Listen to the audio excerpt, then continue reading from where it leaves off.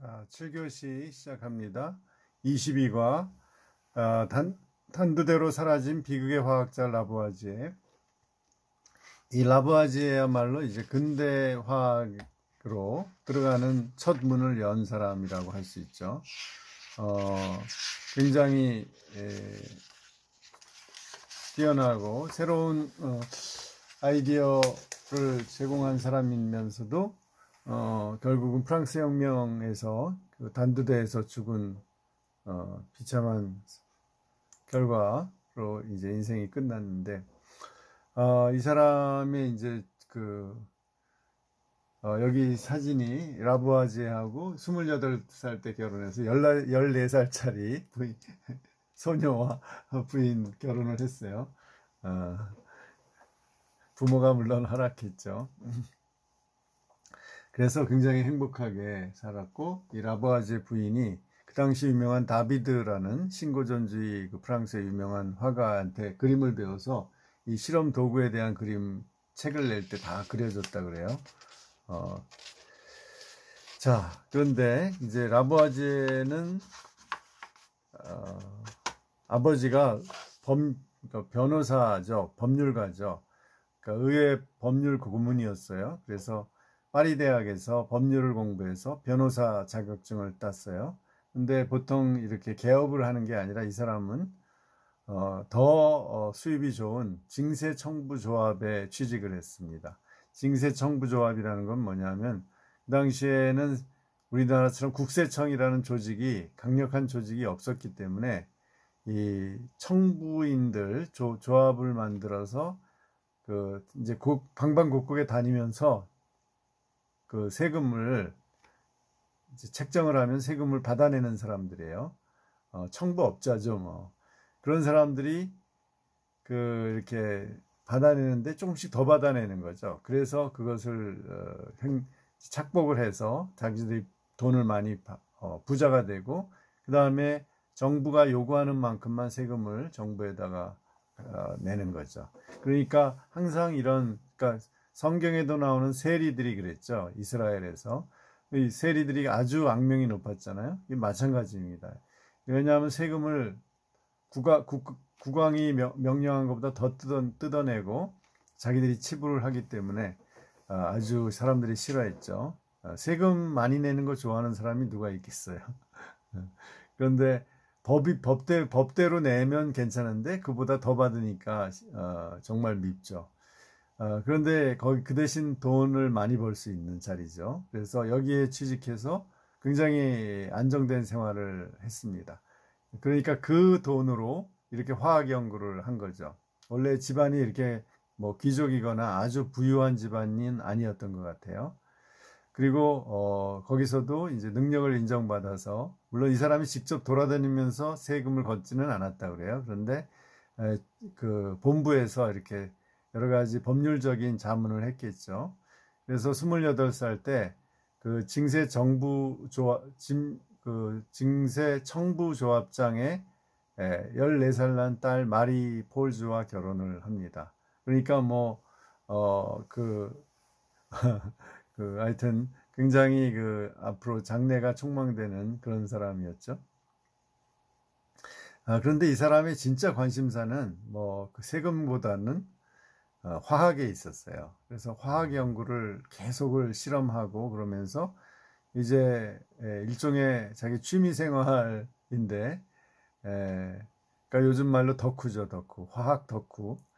그런데 20대부터 해서 이 사람이 그 당시에 이제 프랑스의 왕립 과학 아카데미를 만들었는데, 이제 과학자들이 아무래도 거기서 실험을 발표를 하잖아요. 논문 같은 것을. 근데 이 사람은, 전문 과학자가 아닌데도 거기 가서 화학 논문을 발표하면서 1768년에 준회원이 돼요. 그러니까 상당히 인정을 받기 시작한 거죠. 그런데 그러던 중에 이 사람이 화학계에서 좀 이름이 알려지기 시작했죠. 그런데 1774년에 인생의 중요한 기회가 와요. 그것이 바로 아까 우리가 6교시에 얘기한 영국의 대화학자인 프리스틀리가 파리를 방문해서 라부아지에 집에서 저녁에 방문을 해서 저녁을 먹고 이제 이야기를 나눕니다. 그때 자기가 하는 실험 결과에 대해서 얘기를 해줘요. 그것이 바로 플로지스톤 이론에 따라서 탈플로지스톤 가스라는 것이 나온다는 것을 설명을 해줬죠. 그래서 이제 라부아지에가 그 프리스틀리가 알려준 대로 실험을 반복해 보는데 거기에서 이제 의심이 든 겁니다. 그게 바로 중요한 거예요. 플로지스톤 이론을 가지고 설명을 해보는데 이제 말이 안 되는 게 나오는 거죠. 바로 이 무게의 문제입니다. 무게. 그래서 여기 다시 한번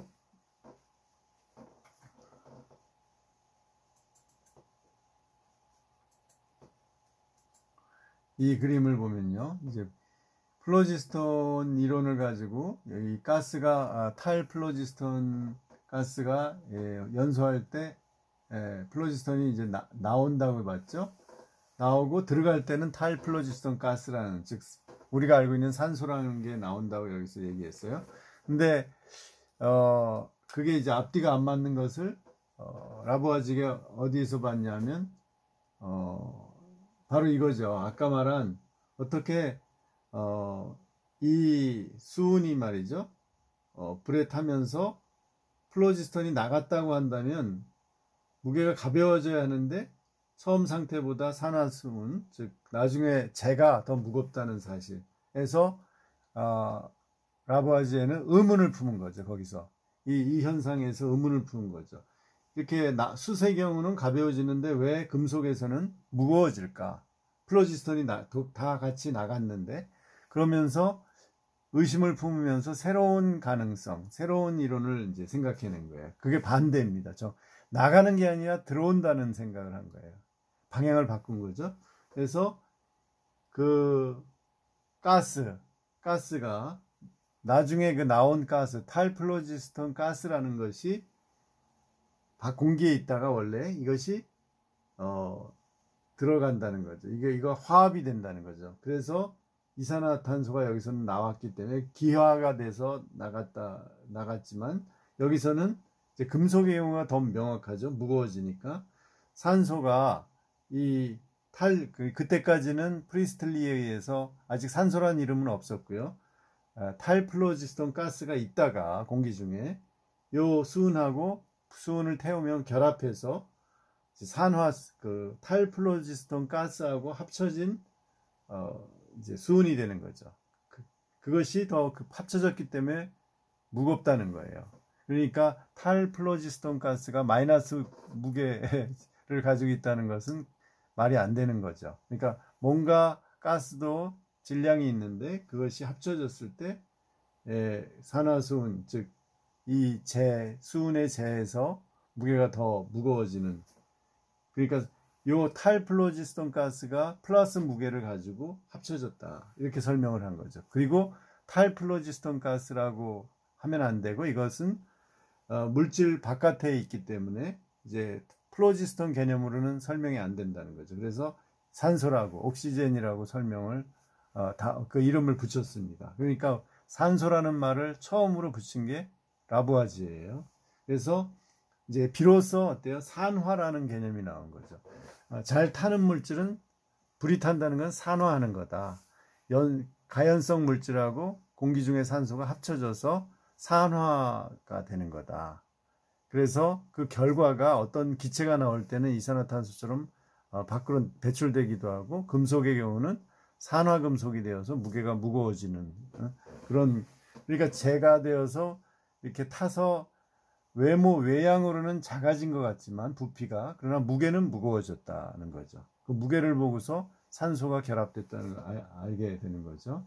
이제 그렇게 설명을 하기 시작했습니다. 이게 바로 이제 근대 화학의 시작이에요. 아주 획기적인 사고의 변환이죠. 한 100년 이상 믿어왔던 이 플로지스톤 이론은 한꺼번에 뒤엎는 새로운 설명 방식, 이것이 이제 산화 이론입니다. 그래서 연소 문제를 완전히 해결했죠.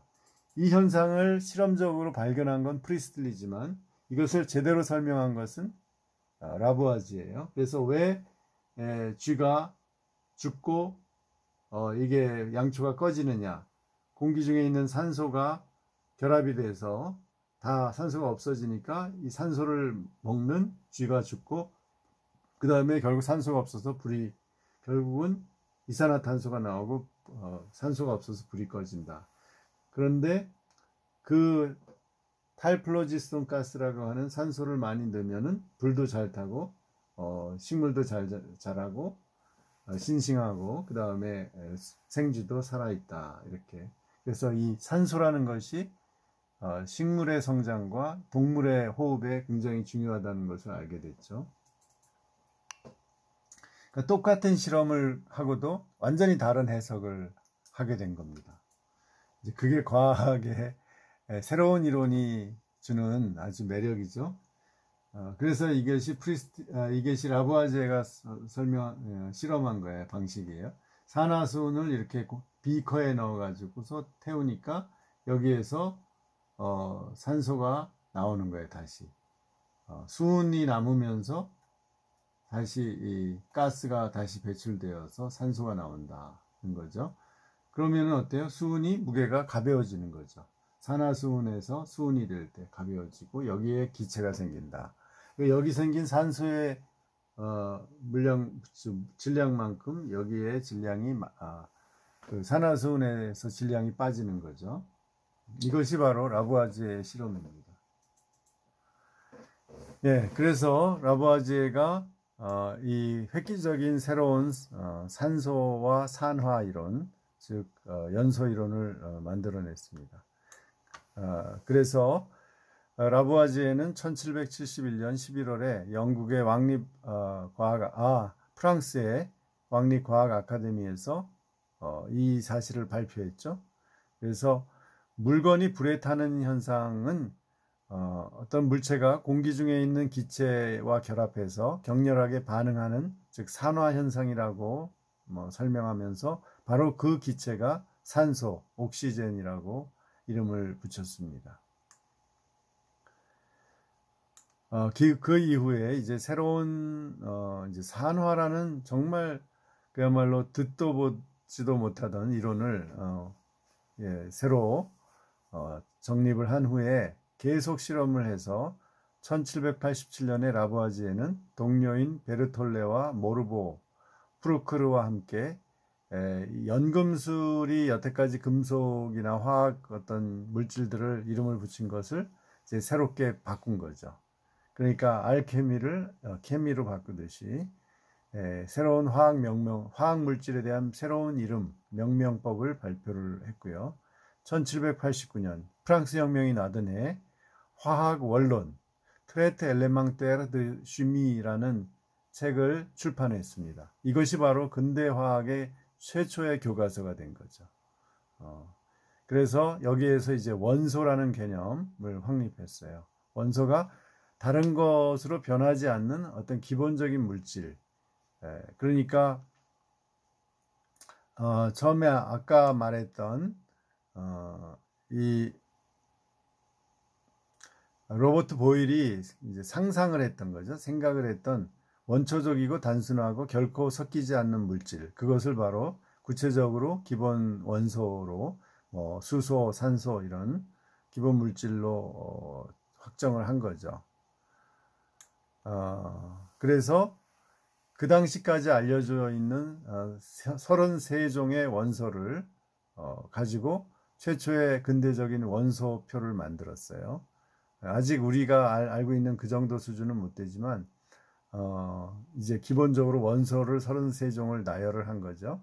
그리고 이제 질량 불변의 법칙도 이 사람이 얘기를 했다고 그래요. 질량이 안 변하는 거죠. 예를 들면 예를 들면 고체가 타서 기체가 되면은 고체의 무게만큼 이제 그 기체에도 무게를 갖는 거죠. 질량은 안 변한다는 거죠.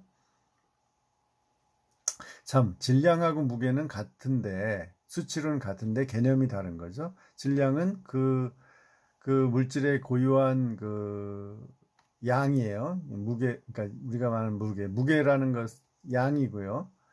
그 다음에 무게라는 것은 중력 개념이죠. 지구가 그 물건을 지구가 당기는 힘, 그것이 무게죠. 질량과 무게는 서로 이제 숫자상으로는 같은 건데 개념상 좀 다르죠. 그래서 저도 많이 혼동을 해요. 근데 이제 화학적으로는 질량이라고 원래 해야 되는 거죠. 자, 그런데 이 사람이 비극적인 최후를 맞죠. 이제 근대 과학을 이렇게 확립을 시켰지만 혁명 때 이 사람의 직업 때문에 1793년에 이제 감옥에 가요. 그래서 왕립과학 아카데미를 아예 혁명 정부가 폐쇄를 시켜요. 왜냐하면 이 왕립이기 때문에 왕의 왕의 명령을 받아서 이런 어떤 엘리트층이 귀족층 중심으로 실험을 했다고, 이제 과학을 연구했다고 해서 그걸 폐쇄해 버렸어요. 그래서 나중에 이제 나폴레옹이 이런 아카데미를 다시 만들죠. 그리고 나서 이제 그 다음 해에 1794년에 라부아지에가 체포되어서 그 징세 청부조합이 악명 높은 백성들을 수탈했다고 해서 이제 거기에 주요 인물로 체포가 되어서 결국 단두대에서 사용됩니다. 이게 이제 라부아지에가 단두대에서 목이 잘리는 이 그림이라고 해요. 비참한 최후를 맞았죠. 자, 그런데 이제 라부아지에로 이어지는데 세 단계를 거쳤어요. 학자들이. 처음에는 이 슈탈이에요. 이 사람도 플로지스톤을 얘기를 했다고 그래요. 플로지스톤이 지니고 있는 물질일수록 연소가 잘 되고 연소 후에는 플로지스톤이 빠져나가고 재가 남게 됩니다. 이 사람이 처음에 이제 플로지스톤 이론을 이렇게 개념을 얘기했죠.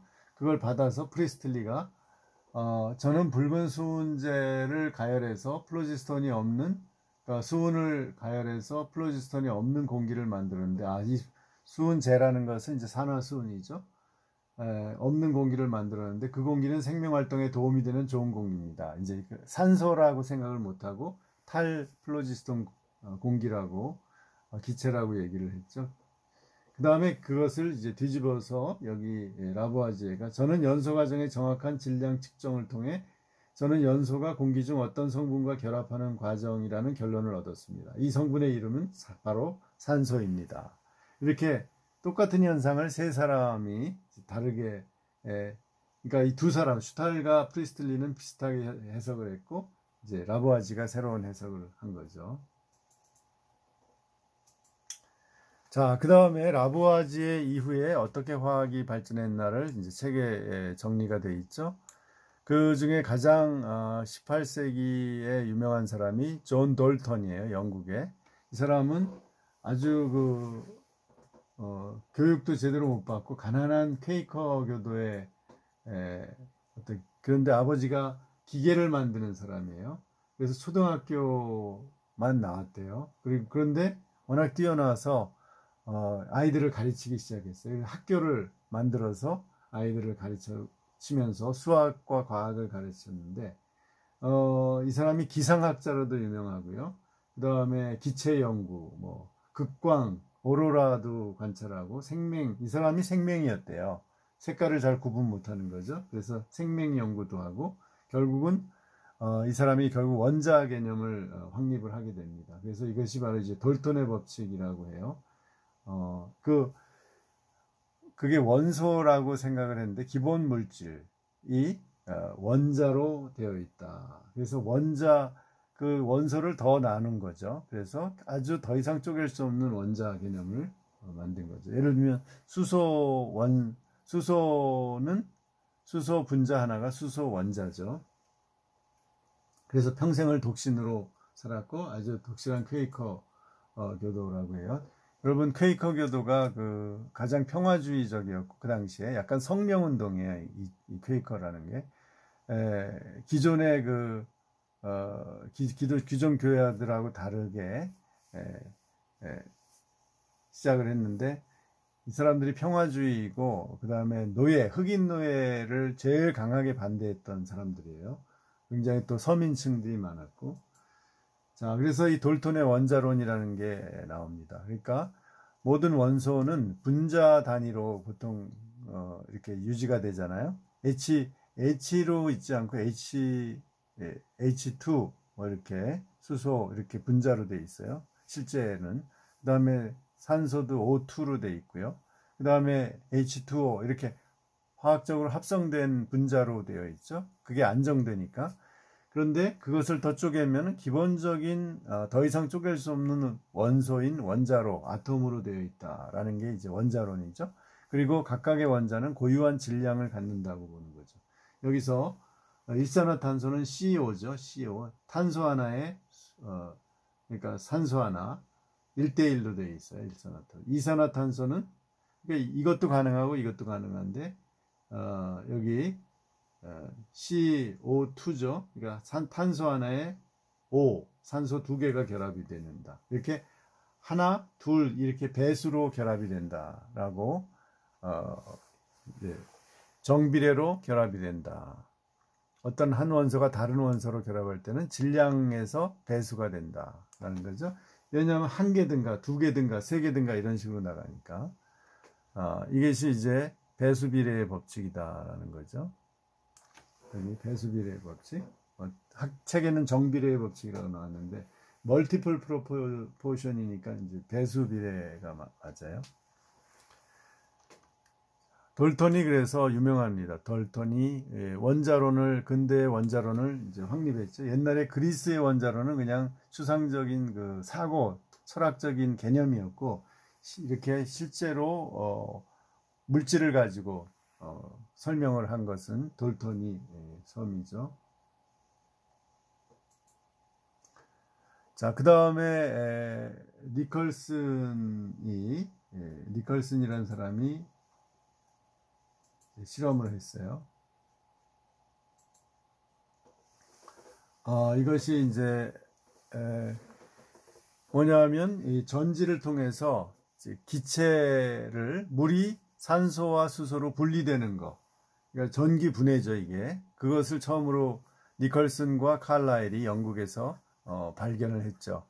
그러니까 전지를 실험하다가 물 속에 이렇게 금속을 넣으니까 여기에서 산소와 수소로 분리되는 거예요. 그리고 그 부피가 H2O니까 H2O가 분리되면서 H 하나에 그 산소 두 개가 붙였잖아요. 그러니까 산소는 부피가 두 개고 수소는 하나죠. 항상 물 분자 하나가 갈라지면 수소가 하나고 산소가 두 개니까 부피가 산소가 커지는 거죠. 이렇게 이제 이렇게 나오는 것을 발견했다는 거죠. 그 다음에 프랑스에서 루이 게유리샥이 이제 수소와 산소를 2대1의 비율로 수소 2개와 산소 하나, H2O죠. 그러니까 산소 하나에 수소 2개죠. 그러니까 아까 수소가 둘이면 산소가 하나예요. 제가 잘못 얘기했습니다.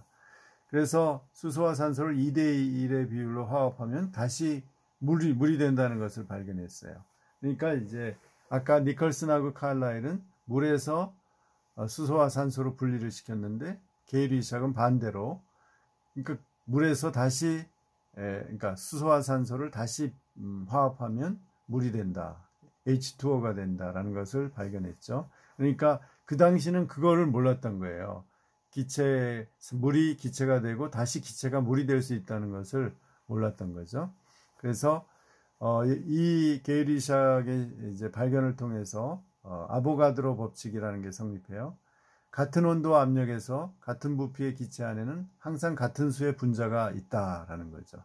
그러니까 부피가 같으면 항상 분자가 일정하다는 거죠. 그러니까 여기 온도와 압력이 지금 이 지상에서는 같잖아요. 같은 장소에서는 일기압이고 같은 온도면 분자 수가 같다는 거예요. 같은 부피 안에서 한 부피 안에 들어있는 분자는 같다는 거죠.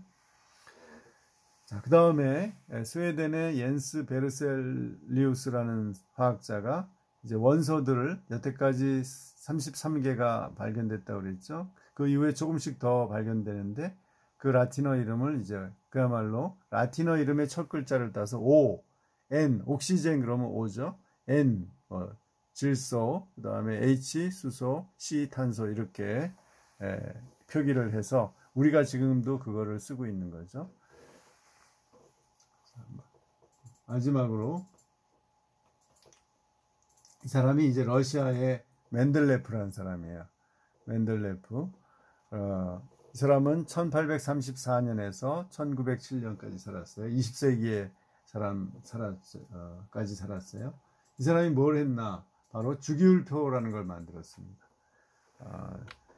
주기율표라는 게 뭐예요? 그 기본 원자가 어떤 순서대로, 그러니까 질량에 그 비례해서 이렇게 순서대로 있다는 거죠. 그것을 지금처럼 우리가 하는 표는 아니지만 이렇게 수소가 1일 때 여기 예를 들면 산소가 16이다 이렇게 질량을 가지고 비례를 해서 이렇게 주기율표를 만들었어요. 그러니까 이런 주기가 반복이 된다는 거죠. 그래서 아주 초보적인 단계의 주기율표죠. 이것이 점점 발전해서 오늘날 우리가 아는 주기율표가 된 거죠.